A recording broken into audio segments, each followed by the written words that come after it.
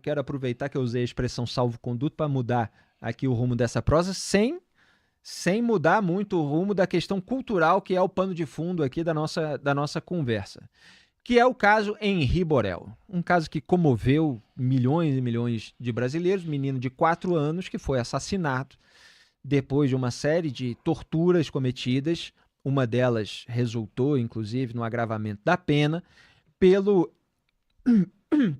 então vereador Jairim, lá do meu Rio de Janeiro, lamentavelmente, onde o poder público foi instrumentalizado por gente da pior qualidade, né? Mas o Jairinho, ele fazia essas agressões contra o menino de 4 anos e numa delas o menino Henri Borel acabou morrendo.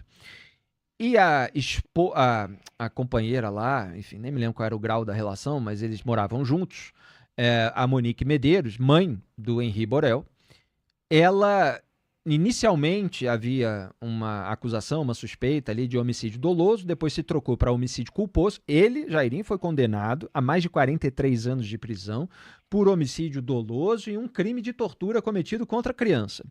E ela foi enquadrada ali como, no caso de homicídio, perdão, eu estava rouco, estou recuperando a voz ainda, como homicídio culposo. E aí, diante da questão processual que envolve um tribunal do júri, ficou para a decisão da juíza a aplicação ou não da pena. A pena imposta a Monique Medeiros, que foi responsabilizada pela sua omissão diante da tortura, etc., uma das quais acabou resultando na morte, a pena foi de 1 ano e 4 meses. E aí coube à juíza decidir se aplicava ou não a pena. E ela, imediatamente, no final de um julgamento que durou 11 dias, o mais longo da história do Rio, envolvendo o tribunal de júri, ela fez um discurso que passou um baita pano para Monique Medeiros. Eu já vou entrar nos elementos desse discurso, é importante ter o Paulo Cruz aqui para falar disso. Ela fez um discurso contra a cultura patriarcal, contra o tribunal da internet, contra as ofensas que foram dirigidas a Monique Medeiros, e concedeu imediatamente um perdão judicial, aliviando a pena dela, porque ela já tinha passado cerca de 4 anos em prisão, só que era prisão preventiva.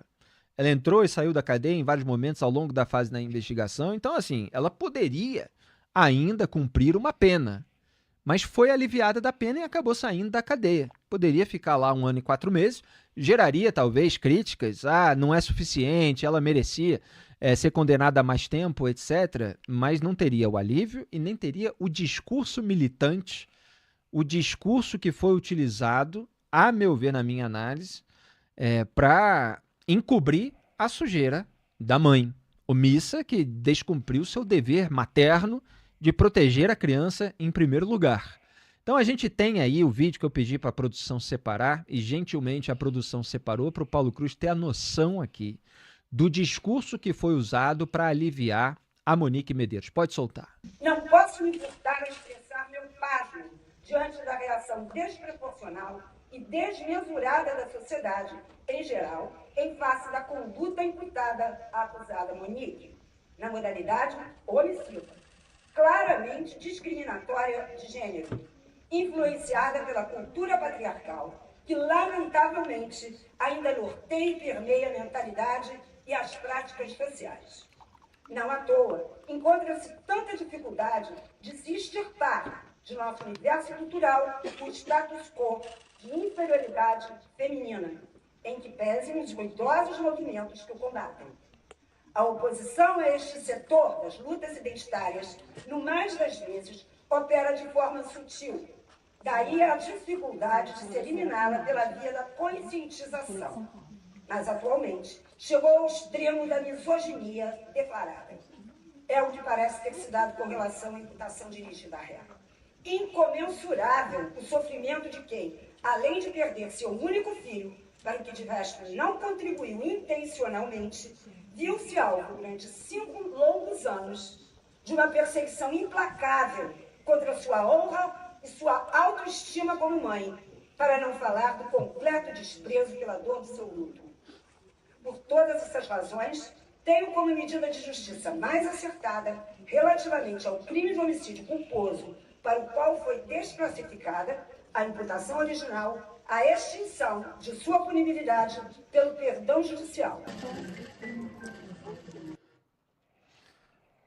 Muito bem, tá aí o discurso da juíza, gerou uma grande indignação nas redes sociais, na internet, e a ministra Carmen Lúcia, do Supremo Tribunal Federal, deu uma entrevista a Andréa Sadi, da Globo News, foi ao podcast dela, se eu não me engano, e ela deu a seguinte declaração. Pode projetar aí na tela essa matéria do Globo que está aberta aqui no meu computador, produção. Olha aí. Caso Henrique, Carmen Lúcia diz que perdão judicial não foi bem explicado à sociedade e que gênero não é salvo-conduto para a prática de crime. Ministra destacou que não conhece a sentença da juíza Elizabeth Louro, mas avaliou que a decisão precisaria ser mais bem explicada à sociedade. E, portanto, ministra Carmen Lúcia fazendo uma crítica, ela que muitas vezes defende as mulheres nos seus discursos, etc., mas está colocando um ponto, Paulo, que é o meu ponto na análise que eu já tinha feito no Manhattan Connection e na semana passada, que que não é salvo-conduto. Esse discurso de gênero não pode ser usado, tem tudo a ver com aquilo que a gente estava falando, para legitimar qualquer atitude individual. Você vê o problema da coletivização? Como o indivíduo muitas vezes se escora na categoria, se escora num segmento humano que, obviamente, gera uma percepção de que aquela categoria precisa ser defendida, etc., para se aliviar. Então, assim, é claro que cada um precisa conhecer o processo, elementos específicos e tal, mas foi apontada uma série de condutas da Monique Medeiros, de omissão, diversas vezes aí a defesa usou, que era manipulação psicológica, colocando ela como vítima do Jairinho. Ela foi ao cabeleireiro, a defesa disse, mas o pai também foi ao barbeiro dias depois, não falaram a mesma coisa, e ela já estava cuidando ali da beleza, mas ela disse que era por uma questão de violência ou qualquer coisa assim, que ela arrancou os cabelos e tal, então... Mas foi descrita pela promotoria como narcisista e ele, Jairinho, como um psicopata severo. Mas não é impactante para você? Para mim foi, Paulo. Você fica à vontade de fazer a sua análise. Um discurso tão carregado dessas sínteses que são utilizadas por grupos políticos, ideológicos, da cultura do patriarcado, etc., e me parece saindo da análise fria, objetiva que uma juíza deve ter em relação ao caso específico e o seu enquadramento legal. Isso até dialoga porque é o seguinte, imagina o seguinte, né? Se o precedente que essa juíza abre, por exemplo, diante de um caso como, sei lá, o da Flor de Lis. Exato, pois é. Então, assim, você abre, se esse negócio vai pra frente do jeito que foi, se todo mundo abraça, isso aí cria uma jurisprudência terrível, né? Cria um precedente horroroso para a sociedade. Por quê? Porque essa justificativa de você categorizar as coisas. Do mesmo jeito que aquele rapaz, há uns anos atrás, ele foi absolvido de um processo que ele sofreu por ter, um rapaz negro, por ter xingado uma pessoa branca na internet, ele foi processado por racismo e ele foi absolvido sob a justificativa esdrúxula de um juiz de falar, não, é porque o racismo é estrutural, então não há racismo reverso, então ele não pode ser acusado desse tipo de crime. Então veja, porque, claro, há no fundamento desse tipo de crítica identitária a ideia de relações de poder. Então isso tem uma literatura crítica gigantesca a esse respeito, mas não é porque existe uma literatura crítica gigantesca a esse respeito que ela está certa. Então, hoje, a maior parte das pessoas que estão na academia, por exemplo, trabalhando com ciências sociais e tal, tendem a abraçar esse tipo de argumento. Mas ele é um argumento que ele está carregado de pressupostos que não são unânimes. Exato. Então você diz assim, não, só pode ser racista aquele que tem poder sobre o outro. E como uma pessoa negra não tem poder, então essa pessoa negra não pode ser racista para com o outro. Só pode ser assassino ou ser culpado de um assassinato uma mulher né? Se determinadas conjunturas, né, concorrerem para que ela tenha culpa. Se não, ela é vítima. Porque, segundo essa juíza, essa mulher ela foi uma vítima, né, de uma sociedade patriarcal. Então ela não é agente de um crime, ela só reagiu a uma circunstância e por isso ela não pode ser criminalizada. Por quê? Porque ela sofreu um poder sobre ela que é maior do que ela como indivíduo. Sendo que, Paulo, só um parêntese para reforçar inclusive o seu ponto, milhões e milhões de mulheres brasileiras criticaram as condutas e as omissões da Monique Medeiros e ficam absolutamente pasmas de ver uma juíza falar em nome delas, em Sim. nome das mulheres. Quer dizer, porque é insultuoso se eu pertenço a uma categoria e vejo uma maçã podre da categoria, vamos dizer assim, se escorando na categoria ao qual eu pertenço. Eu sou jornalista. Tem um monte de gente que microfone de aluguel, né, no mercado da comunicação. Eu não chamo de jornalista, mas justamente eu traço uma distinção, eu faço a crítica, não tenho corporativismo com pessoas que desempenham um falso papel jornalístico, entende? Eu acho que elas precisam ser criticadas. Eu acho que milhões de mulheres brasileiras entendem, não, isso aí não é ser mulher, não é o ideal de ser mulher, isso aí é ter um comportamento criminoso. E aí se faz todo o discurso de defesa das mulheres de uma maneira geral para legitimar a conduta criminosa de uma mulher específica. Você acaba manchando toda a categoria, eventualmente criando até mais ódio, mais, enfim, polarizações. E mais do que isso, e acho que é por isso também comoveu e moveu mulheres que são progressistas a fazerem a crítica a esse tipo de decisão, como a própria ministra Carmen Lúcia, que a gente sabe que ela tem posições que são mais progressistas. Exato. Mas não só ela. Muitas mulheres que são progressistas, são de esquerda, criticaram essa decisão. Sabe por quê? Porque abaixo da categoria mulher, existe uma outra categoria ainda mais vulnerável, que é uma criança. Exatamente. Entendeu? Então, acho que aí na hierarquia pesou. Exatamente. Acho que diante disso, as pessoas também não tiveram... não cederam, né? Então, o progressismo nesse sentido, na grande maioria, porque acho que deve ter gente que deve ter defendido essa excrescência, mas na imensa maioria dos casos, as pessoas olharam e falaram, não, peraí. Nós estamos falando aqui de uma criança, né?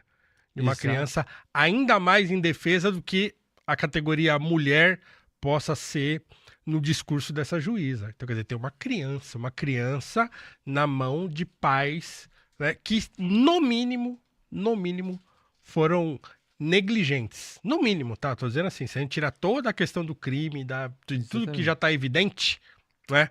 Essa ele criança não era pai, né? Era padrasto. O pai é o Lionel Borel, que considerou que mataram o filho pela terceira vez com essa sentença. Ele criticou a decisão da juíza de aliviar a Monique Medeiros.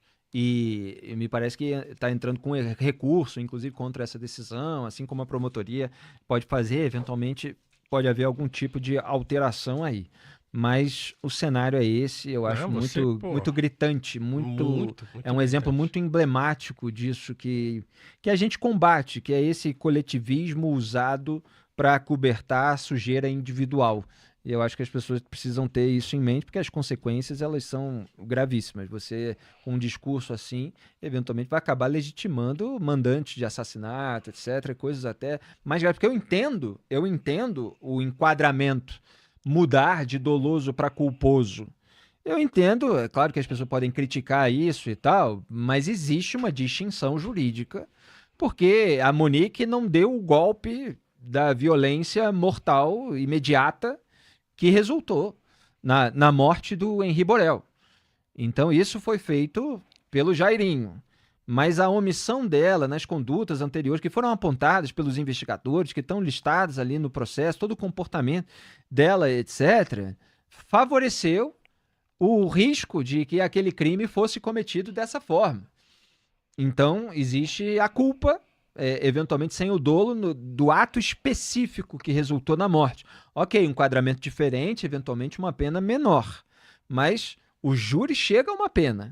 Ela já é menor. Ela é de 1 ano e 4 meses. Isso pode ser discutido. A juíza concede um perdão imediato com um discurso militante. Olha, já cumpriu, já teve a dor e tal, vai embora da cadeia e pronto.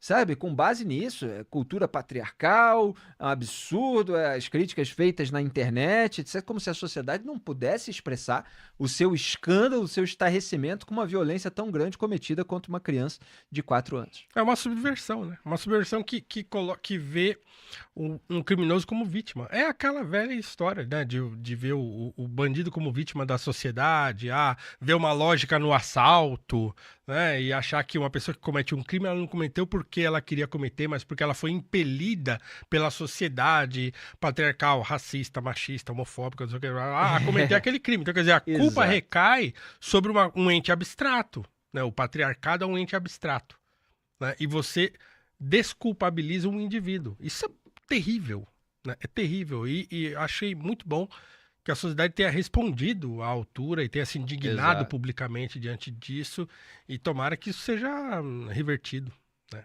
para o bem da sociedade. Vamos acompanhar. Muito bem, então, depois desse